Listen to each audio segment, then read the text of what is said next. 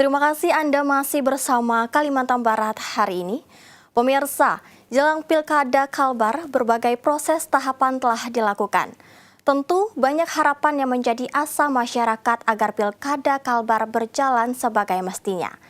TVRI Kalbar berupaya memberikan andil dalam mengedukasi masyarakat memahami demokrasi. Berikut segmen Suara Pemilih TVRI Kalimantan Barat.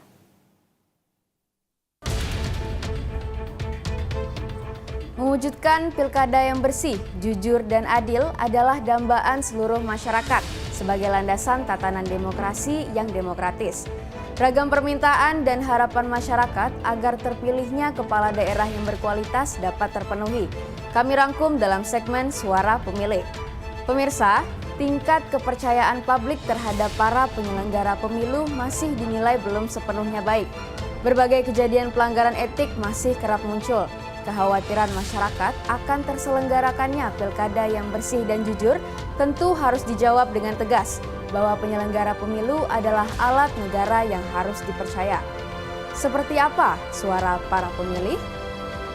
Sebagai akademisi tentunya harapan kita adalah program-program yang benar-benar untuk masyarakat itu dilanjutkan kalau belum terrealisasi.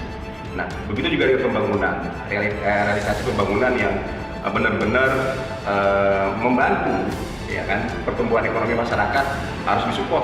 Mungkin memang perlu seperti sering-sering survei ke pasar lah. Kedepannya diharapkan mendengar keluhan masyarakat bukan hanya untuk kepentingan satu partai politik yang mendukung. Angka kemiskinan di Kota Singkawang bisa dikurangi, pendidikan bisa gratis. Hasil pemilu kada nanti berjalan dengan lancar, aman dan damai. Kecerdasan menghadapi tantangan. Bagaimana seorang wali kota ke depan nanti dapat merespon dan membuat sebuah grand design, memformulasikan targeting yang akan dicapai dalam rangka meningkatkan kualitas pelayanan di Kota Singkawang.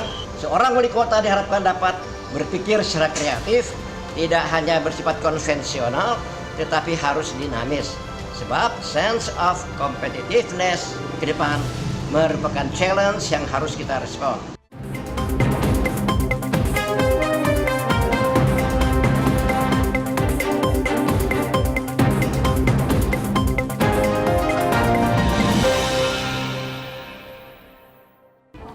Selain netralitas dan berlaku adil dalam penyelenggaraan pilkada, nilai sebuah keamanan dan kenyamanan juga menjadi tuntutan para konstituen alias pemberi suara.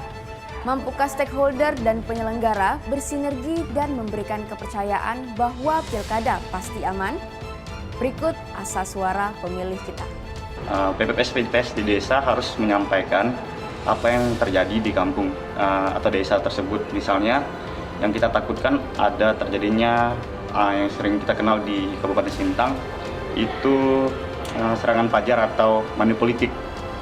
Apabila ada hal itu tersebut terjadi, harapannya tentu dari penyelenggara pemilu harap melakukan tindakan adil tanpa pandang bulu sesuai dengan peraturan yang berlaku. Seharusnya mampu ya, karena belajar dari pemilu kemarin dapat terlaksana dengan lancar. Kalau ada sedikit kendala pun bisa diatasi dengan baik dan aman.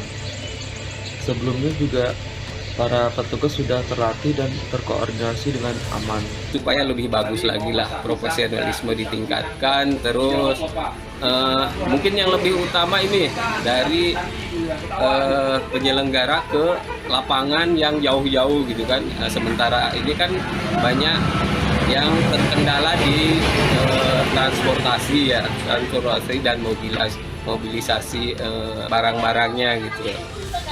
Jadi mungkin itu perlu ditingkatkan kembali. Gen Z adalah suara mayoritas dalam prosentase pemilih, baik di pemilu kemarin maupun pilkada nanti. Sudah sejauh mana mereka memahami hak mereka sebagai pemilih pemula?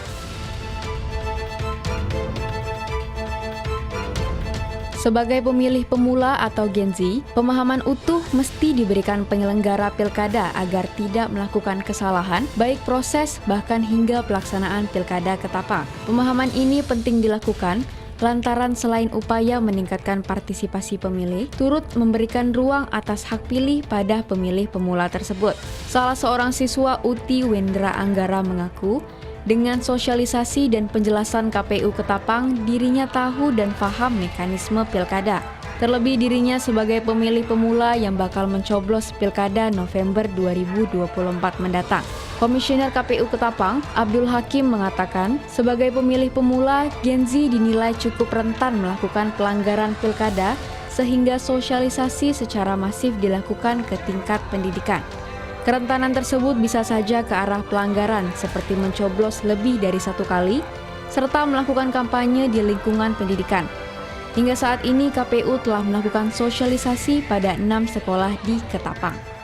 Ada beberapa pengetahuan yang mungkin bisa kami serap dari cara memilih dan lain-lainnya. Juga ada pemahaman sedikit tentang bagaimana cara untuk memilih dan cara-cara juga yang untuk memilih. Pemahaman untuk pemilihan ini sangat penting, apalagi bagi kami yang baru berusia 17 tahun dan juga 18 tahun yang dimana mungkin tahun ini ataupun tahun kedepannya adalah pemilihan pertama bagi kami. Kerentanan terhadap pemilih pemula ini karena kurang pahamnya mekanisme dan aturan, kekhawatiran terjadi kesalahan-kesalahan teknis yang dilakukan oleh pemilih pemula kayak mencoblos 2 kali, pelanggaran-pelanggaran lainnya terlibat kampanye kayak dalam sekolah itu juga tidak diperkenankan untuk pemilih pemula agar lebih berhati-hati dalam berpartisipasi pelaksanaan pilkada serentak. Pada pemilu Februari lalu, terdapat 10.184 pemilih pemula melakukan pencoblosan. Terjadi peningkatan data pada pilkada yakni sekitar 10.230 pemilih pemula yang bakal diplenokan dalam waktu dekat.